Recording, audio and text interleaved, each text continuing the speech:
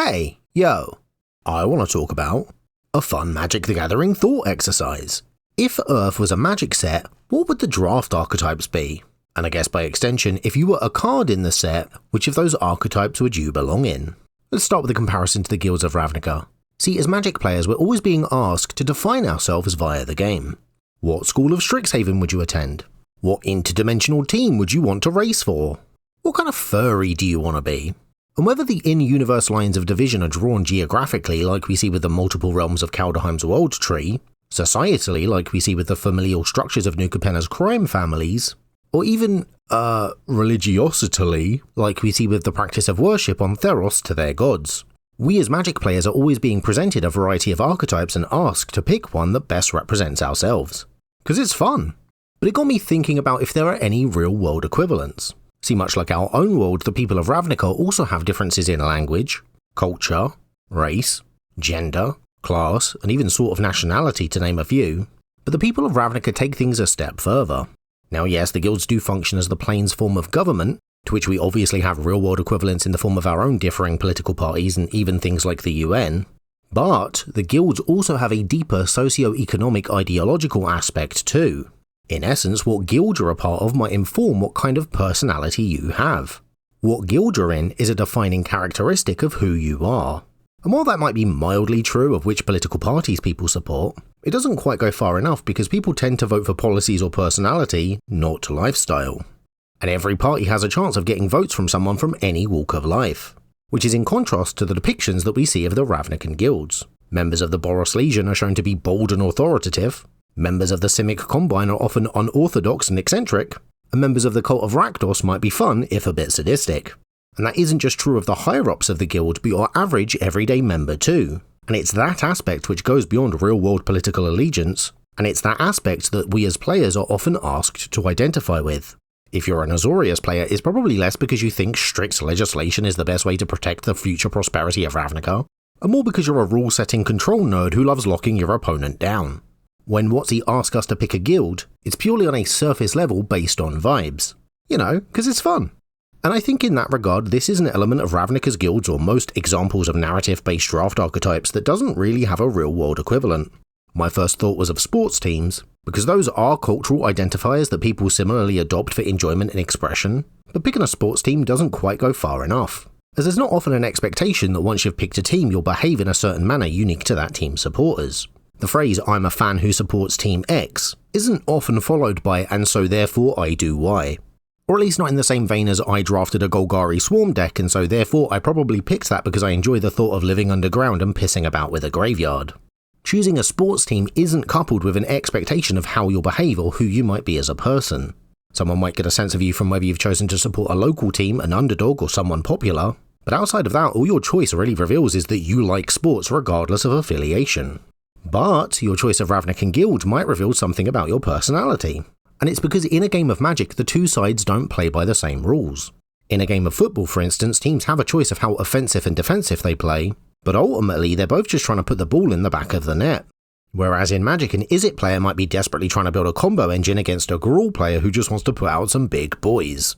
They're not working towards the same ends, and the archetype which feels most fitting to you can be very informative as to who you are as a person. So back to this question, and perhaps a closer real-world equivalent of draft archetypes would be groups that people voluntarily join like charities and activist organisations, stock brokerages and investment groups, or things like the Freemasons and the Illuminati, if they exist, which would presumably be borderless organisations made up of different types of people who happen to share similar values and are striving towards a common goal, but aren't all playing the same game. For instance, when I picture every person on Wall Street or the people in a hippie commune, I kind of imagine they're all basically variations of the same stereotype, and which one you would prefer to be is informative as to who you are, thus perhaps being better suggestions for real-world draft archetypes. But while those groups I mentioned were clearly the real-world inspiration for the Selesnya Conclave, the Orzhov Syndicate and House Dimir, it still doesn't quite line up as a real-world equivalent. Because from a narrative perspective, being part of a guild in that society is so all-encompassing that the Gateless, who aren't members of any guild, are treated like second-class citizens. As I understand, there aren't any other guilds to pick from, it's just these 10, meaning that in that regard, the people of Ravnica kind of have to choose between one of these guilds in order to live comfortably, which just isn't the scenario we're in with these real-world counterparts. In essence, most people on Earth would share more in common with the Gateless. And from a gameplay perspective, Gateless isn't one of the archetypes we're given to choose from as players, as we also have to pick between one of these 10 guilds as archetypes when drafting. And this is true of other Magic sets where the draft archetypes are similarly determined by the set's flavour. Strixhaven only had 5 colleges, one of which both the students who attend and the players drafting the set had to choose between as the only options.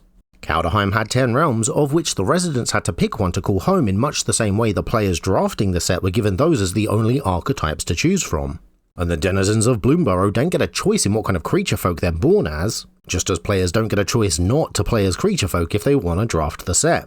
On Earth, no one has to join a charity organisation or the Freemasons, and so those groups don't cut it if we're asking the question, if Earth was a Magic set, what would the draft archetypes be? So I feel Earth's draft archetypes would need to consist of a predefined structure or system that everyone's already basically aware of, is already established and ingrained into the culture, something that everyone on the planet has more or less already been sorted into, and is a system that somehow informs the personality of its members, and therefore the playstyle that's being represented by the faction, whilst also being a limited and rigid amount of archetypes to choose from, preferably a maximum of 10. And I know what you're thinking, society categorises people in multiple different ways already, but it's no good breaking Earth's draft archetypes down into nations because there's just too many of them. Cultural trends do tend to reflect personality but aren't so all-encompassing that everyone on the planet is in one, and things like race, gender and sexuality don't do enough to inform personality. As I say, Ravnica also has those things, but the draft archetypes are the guilds. Because after all, 2 people can share the exact same background but still have completely different personalities. Or that might be a bad example. Oh, and on a quick side note, if you're thinking the solution would be to not have each of Earth's archetypes consist of humans, well, I've got to tell you, humans are OP.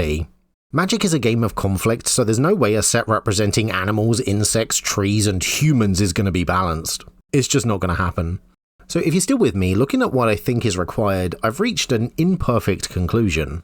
Astrology, specifically star signs.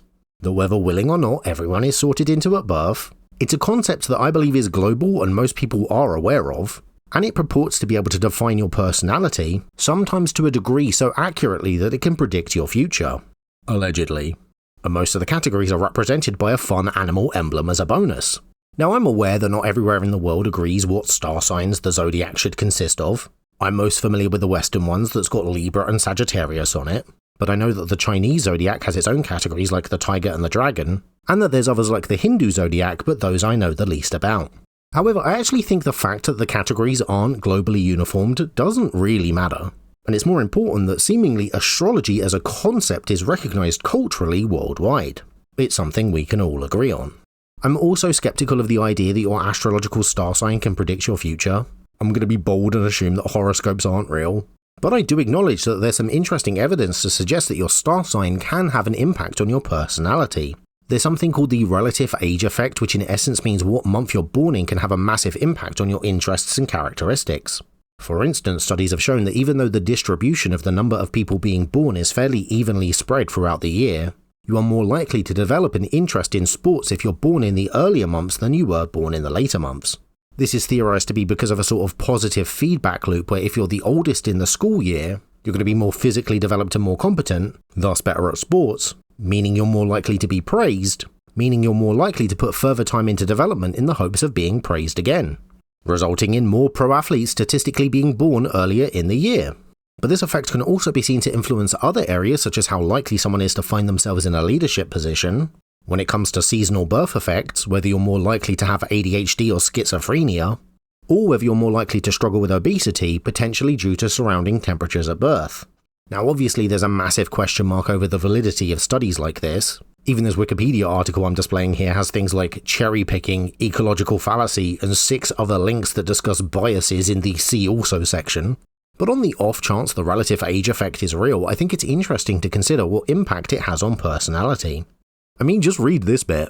Summer babies have increased chance of specific learning difficulties, and winter-spring babies related to schizophrenia and mania bipolar disorder. Schizoaffective disorder can be related to December-March births, major depression to March-May births, and autism to March births. That's apparently an awful lot to deal with if you're born in March.